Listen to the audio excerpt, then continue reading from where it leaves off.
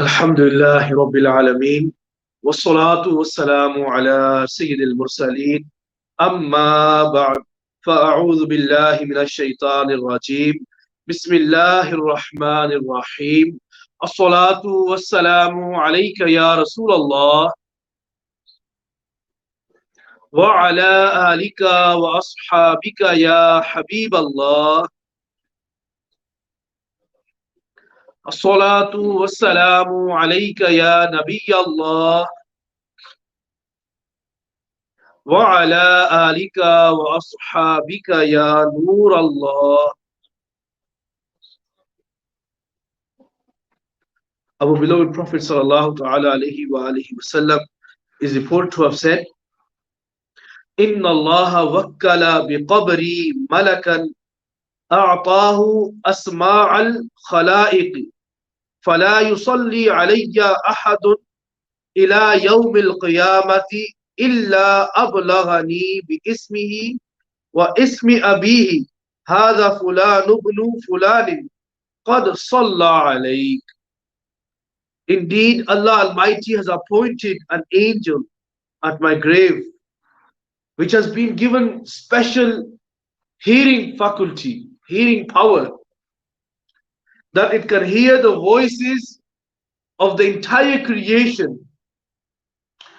So there is no one who sends durood upon me until the day of judgment, except that it informs me of his name and his father's name.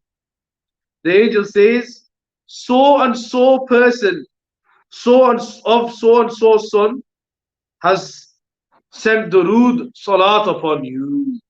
Sallu ala al-Habib sallallahu ta'ala ala Muhammad wa ala alihi wa ashabihi wa baraka wa sallam. My dear brothers, alhamdulillah, once again, Allah Ta'ala has given us another chance to come together on the day of Jummah, and we have gathered here to perform Salatul Jummah at Dawateislami Manchester Centre on Dickinson Road. Today, inshallah, I want to share a story with you. This story is about an individual who worshipped Allah Ta'ala for 60 years on top of a mountain. It is mentioned in a very famous book called Uyunul Hikayat, which is also published by Dawateislami.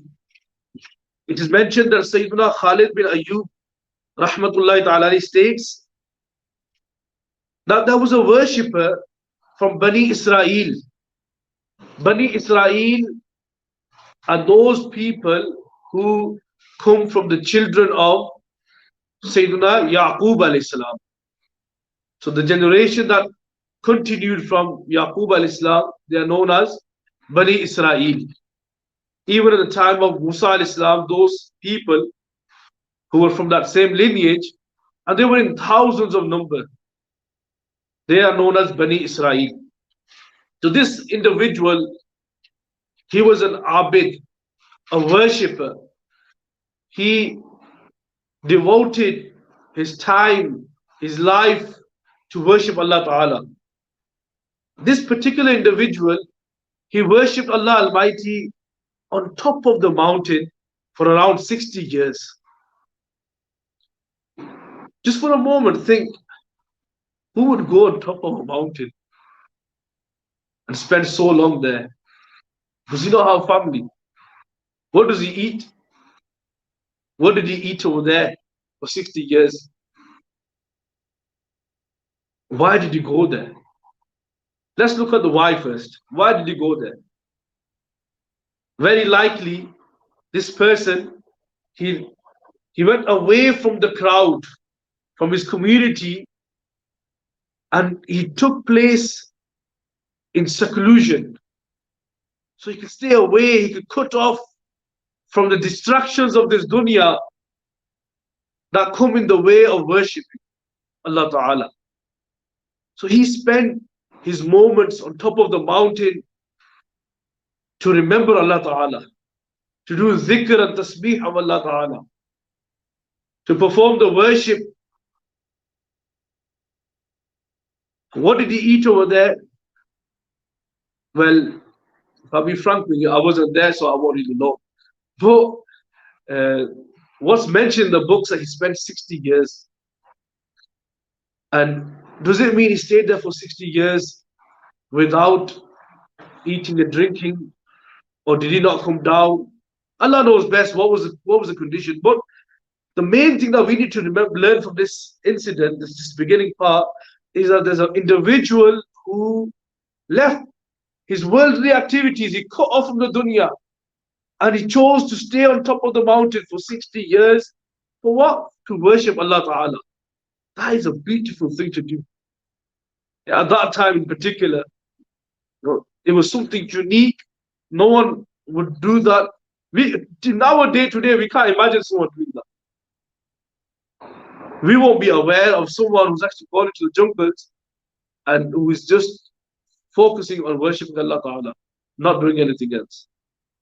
We're not aware in our society today. But this was a big thing.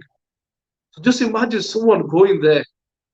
And then, because it's a unique thing, many thoughts come to your mind. Alhamdulillah, I'm being blessed that I'm doing such a worship of Allah Ta'ala that maybe no one else in the world is doing this. So it is possible these type of thoughts may have come to this person's mind.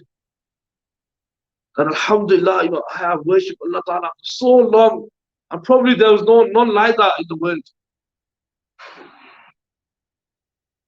What happened one night? This Abid had a dream. In the dream, he heard someone's calling out, saying that so and so shoemaker is better than you, is a greater worshipper than you. He has higher rank than you. And when he woke up in the morning to me, what's going on here? Who's this shoemaker?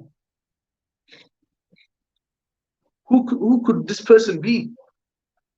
But then he thought, you know what? It's a dream.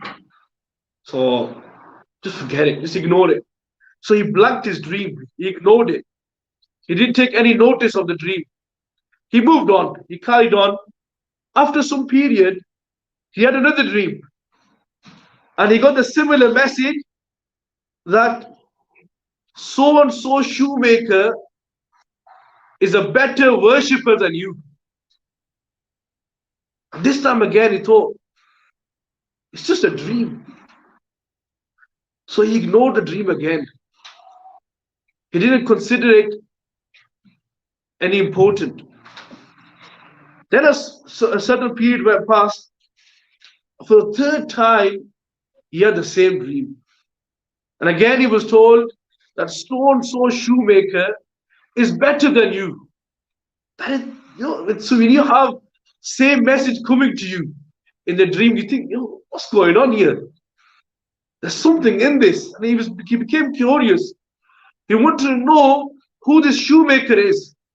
Just to give you an example of shoemaker, especially those who come from the Asian culture, we have people on the streets sitting in one corner, and they normally have very old, ripped shoes there in front of him, and people come to that person either to get their shoes polished or to get their shoes fixed.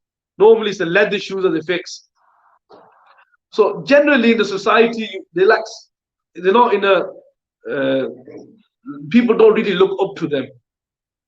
People look down towards them as poor people. People ignore them individuals. So this shoemaker, it became something big in the mind of this Abid, and he really wanted to know who this person is. And most importantly, he wanted to know what is that special amal, that unique action that he does that has made him better than me. Because I have worshipped for 60 years, and this shoemaker is on the streets. How can he be better than me? Maybe this thought came to his mind. So he decided to come down from the mountain to the street level, to the ground level. And he went straight up to the shoemaker. He found the shoemaker. He went up to him. And as soon as he gets closer to him, the shoemaker looked at this individual, this Abid. And this shoemaker was a very humble man. He was a pious individual. So as he looks towards this Abid, he stands up out of respect. And he comes and he kisses his hands. And he says, "Oh Sheikh, what has made you come down from your place of worship?" The Abid said to him, "It's you. You made me come." I said, "Hey, how did I make you come?" "Yes, it's you. I have been told, I have been made aware that you are better than me. So I've come to find the reason why. What do you do that has given you a high rank? Please tell me, what do you do? What is that amal that has given you a high rank in the court of Allah Ta'ala?" This shoemaker, he thought, what's going on here? So he stayed quiet for a moment, as if he's hesitant to say something. But then later, he spoke and he said that there's nothing special that I do. However, Alhamdulillah, I remain busy in earning halal rizq for the entire day. And I save myself from haram rizq. So I make sure my earning is halal. And then at the end of the day, I give half of my earning in the way of Allah Ta'ala as a form of charity, sadaqah. And the other half I spend it on my family. And the second action that I do is that I love to keep voluntary fasts. I keep fasts in abundance. Besides this, there's nothing else that I have which I can talk about, or I feel that this could be the reason of superiority, of a fadila. Hearing this, the Abid who came down from the mountains, he heard these words and then he thought, okay, I've heard it now, let's go back. Maybe he didn't feel there was something unique, something special in this. He went back to the mountains again and he got himself busy in formal worship. Another period went past. Then it was said to him in a dream that go back to that shoemaker and ask him, why is your face pale? What do you fear? What fear has caused your face to become pale? Why has your color of the face changed? So he came back. He met the shoemaker again and he said to him, please tell me, why is your face pale? What do you fear so much that has caused your face color to change? The shoemaker replied, whenever I see someone, I think that he is better than me and that he is worthy of Jannah and I am worthy of hell. I consider myself lower than everyone and I consider myself the most sinful of people. I am inconsistent. I am in the state of fear all the time and being scared of going to the fire. This fear from the fire has caused my face to go pale. Sayyidina Khalid bin Ayyub, rahmatullahi ta'ala alayhi, who's narrating this whole incident, mentions that this shoemaker was given the fadila, the superiority over the Abid because he considered himself to be lower than the others. He considered everyone apart from himself to be worthy of Jannah, but himself he was scared. said, I don't know what's going to happen to me. I'm really bad. He was always concerned about himself. My dear brothers, the shoemaker was a great abid. He had a higher rank than the abid who spent 60 years in worship on top of the mountain. And if you look at the distinction, what was the reason that, what really caused his status to go so high? Scholars have mentioned, number one, he was very cautious about his earnings. He earned halal. And from that halal earning, he gave half of it in charity and half of it he spent on his family. And also, he loved keeping voluntary fasts. And the third action, which was the unique and the reason of speciality, this action was that he always thought good about other people. He had a good opinion about others. Whereas himself, he thought, I'm the worst person. I'm really bad. He considered himself as the worst of the people, the most sinful of people. He was so humble. Although he was on the streets, fixing shoes of other people, that was his job. But look at the maqam that he's got. On one side, you have an individual who worshipped 60 years on top of the mountain in seclusion. On the other side, someone from the street. And his rank is higher than the one who's on top of the mountains. So from here, there's a very important message that me and you can take. Sometimes seeing can be deceiving. Sometimes you see someone on top of the mountain and is worshipping so long. In reality, someone who's on the streets, who looks like a normal person, there's nothing physical in his appearance that shows that this guy is a religious individual. He's so pious. But in reality, he could be very close to Allah Ta'ala. We should have a good opinion about others. Sometimes, you see someone who's done something naughty, really bad. Either he's broke someone's window, or he swore at someone, or he robbed something. He's done something really stupid. That action obviously is wrong. I'm not making any comments about the action. Obviously, that's wrong. However, there might be something about that individual might be good.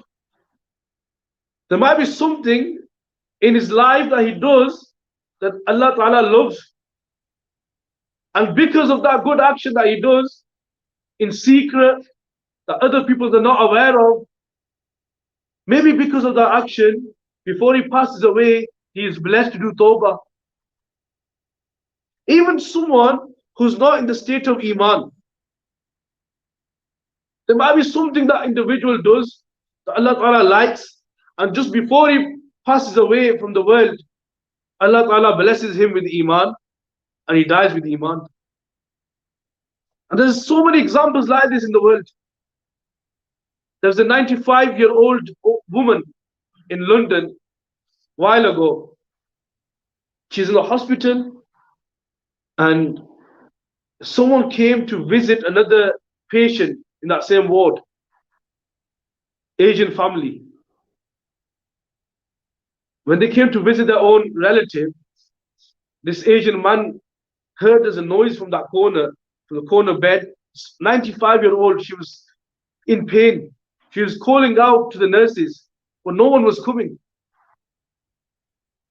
And then he thought, maybe she's in difficulty. I need to go. So, as a good manner, he went towards the lady and said, "Are you okay? Can I help you?" And the lady said, she couldn't speak properly, but you could understand her words. She said, "I want to become a Muslim." And this person, he entered her to Islam. He recited the kalima and he made her say the words in Arabic and English as well. And the lady became a Muslim. And then after some days, there was a news that this lady had passed away. Just imagine how long that lady was probably in the hospital. She could have been there for weeks or months. And it was like she was waiting for that moment. Maybe she did something good in the dunya. Because of that, just before she passed away, she became a Muslim. So we should always think good about other people. What do? If someone does something small, then we bring out a huge list of all the bad things that this person's done. Or you did this, you did this, you did that, you did this, you did that. You bring a whole list and you say, that's it now, I'm never going to talk to you. Whilst I'm speaking to you, I just can recall another incident. This is a real incident where two sides of the family are not talking to each other, and this has been for over 25 years. Something happened, a bad incident happened around 25 years ago. And as a result of that, even now, 25 years after, these two generations are not talking to each other. Just because they're being stubborn. They don't have this mercy in their hearts. They're not ready to forgive. Our deen teaches us to forgive. And normally you forgive someone who's done wrong to you. You don't go on the street and say to you, excuse me, I forgive you. Listen, brother, I forgive you. You've done nothing wrong to him.